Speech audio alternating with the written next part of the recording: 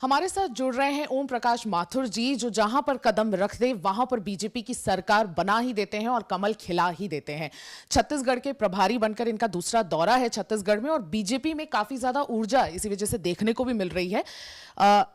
Sir, आपका बहुत बहुत स्वागत है आज तक इंडिया टुडे ग्रुप पर। सर, आरएसएस, पहले इलेक्शन के मुद्दों में जाने से पहले मैं आरएसएस के एक बयान पे आपसे एक सवाल लेना चाहूंगी। मोहन भागवत जी ने कल एक बयान कहा कि आरएसएस की तैयारी यही रहेगी कि हिंदुत्व को पुश करें और बिल्कुल हिंदू की जो लड़ाई है उसमें अग्रेशन होना चाहिए, क्योंकि इस बार की जो लड़ाई है वो फॉरेन दुश्मनों से नहीं है लेकिन अंदरूनी दुश्मनों से है। सर, इस पे आप क्या कहना चाहेंगे, क्योंकि आप भी आरएसएस के प्रचारक हैं। सर, पूजनीय सरसंघ चालक जी ने जो वक्तव्य दिया है, क्योंकि संघ का नेटवर्क हिंदुस्तान के प्रत्येक कस्बे तक, प्रत्येक गांव तक है, तो स्वाभाविक रूप से 75 सालों में जो देश भुगत रहा है, जिस प्रकार से पूरे देश को एक धर्मशाला के रूप में बना दिया गया है, उस आधार पर उन्होंने कहा है कि हम पहले हमारे घर को ठीक करें। इसका मूल अर्थ ये है, और घर में कहीं थोड़ा बहुत भी किचर पिचर है उसको हमें ठीक करना चाहिए, और इसलिए बाहर को तो हम निपट लेंगे, लेकिन हमारे घर के अंदर जो एक नया 75 साल में नई चीज़ें पैदा हो गई है, एक सामूहिकता का दृश्य नहीं दिख रहा है, उस भाव को लेकर के पूजनीय सरसंघ चालक जी का ये बयान है।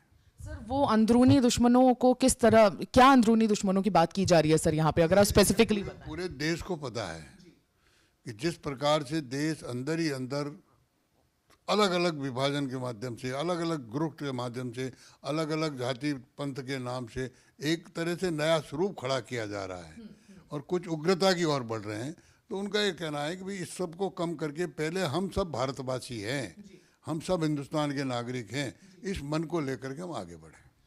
सर, क्योंकि आप राजस्थान से हैं, सर वहाँ पे भी आपकी तैयारी काफ़ी ज़ोरों शोरों से शुरू हो चुकी है ऑन ग्राउंड। सर, राजस्थान में भारत जोड़ो यात्रा का जो रिएक्शन देखने को मिला था, जिस तरह के वीडियोस आए थे, लोगों का टर्नआउट बहुत ज़्यादा हुआ था। सर, आपको लगता है वो कहीं ना कहीं डेंट करेगा बीजेपी के प्रोस्पेक्ट्स को राजस्थान में, और उसे काउंटर करने के लिए बीजेपी के पास क्या हथियार? देखिए, मैं इसको बिल्कुल नहीं मानता, क्योंकि राजस्थान में कांग्रेस पार्टी रूल में है अभी, और जहाँ रूलिंग पार्टी होती है तो स्वाभाविक रूप से इस तरह के आयोजनों में भीड़ स्वाभाविक रूप से आती है, और उन्होंने भीड़ इकट्ठा करने का प्रयत्न भी किएगा। लेकिन राजस्थान में कांग्रेस की इतनी बुरी दुर्गति हो चुकी है, जब से सरकार बनी है, पहले दिन से जिसके कंधे के आधार पर, जिसको अध्यक्ष बनाकर, जिसको आश्वासन देकर एक चुनाव लड़ा गया, उसको एकदम किनारे कर दिया गया। तो पहले दिन से दो गुटों में बटी कांग्रेस राजस्थान में, एक गुट कुर्सी से चिपका रहना चाहता है, दूसरा गुट कुर्सी से उसको उखाड़ना चाहता है। तो ये इस लड़ाई में राजस्थान की जनता, सार्वजनिक जीवन का कोई भी अंग, जनजीवन का कोई भी वर्ग अब वर्तमान कांग्रेस सरकार से प्रसन्न नहीं है। इसलिए वो तय कर चुका है कि इस बार हमको कांग्रेस को बुरी तरह से हमेशा हमेशा के लिए से कांग्रेस को राजस्थान से मिटा देना है। सर, राजस्थान इलेक्शंस की बात चल रही है, छत्तीसगढ़ में भी राजस्थान के साथ छत्तीसगढ़ भी इलेक्शंस में जाएगा, और आप प्रभारी बन के आए हैं। सर, आप जब से आए हैं तभी से बहुत एक नई जान सी फूंक गई है यहाँ पे कार्यकर्ताओं में, वो देखने को भी मिल रहा है ऑन ग्राउंड। सर, बीजेपी के क्या ऐसे मुद्दे रहेंगे? कन्वर्जन बहुत बड़ा एक मुद्दा उभर कर आ रहा है, जिस तरीके से नारायणपुर में अटैक्स, काउंटर अटैक्स चल रहे हैं, काफी ज्यादा वहां का माहौल बिगड़ा हुआ है। क्या बीजेपी इस चीज को भुनाने की कोशिश करेगा? कन्वर्जन बीजेपी के लिए एक मेन फोकस हो सकता है? देखिए, भारतीय जनता पार्टी का छत्तीसगढ़ की जनता ने 15 साल का शासन भी देखा, और अभी जो 4-4.5 साल से जो शासन चल रहा है, सबसे बड़ा मुद्दा यहाँ रहेगा भूपेश बघेल सरकार के भ्रष्टाचार का मुद्दा सबसे बड़ा रहेगा।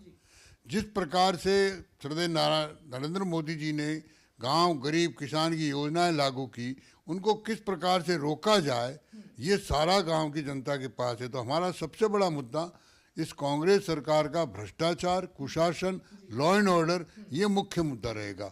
और इसके साथ साथ जो आपने पूछा धर्मांतरण, धर्मांतरण कोई पॉलिटिकल मुद्दा नहीं हो सकता।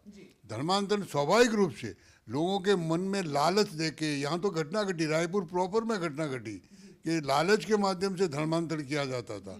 आज तक जो व्यक्ति जिसने ये धर्मांतरण करने का प्रयत्न किया, उस पर कोई कार्रवाई नहीं हुई।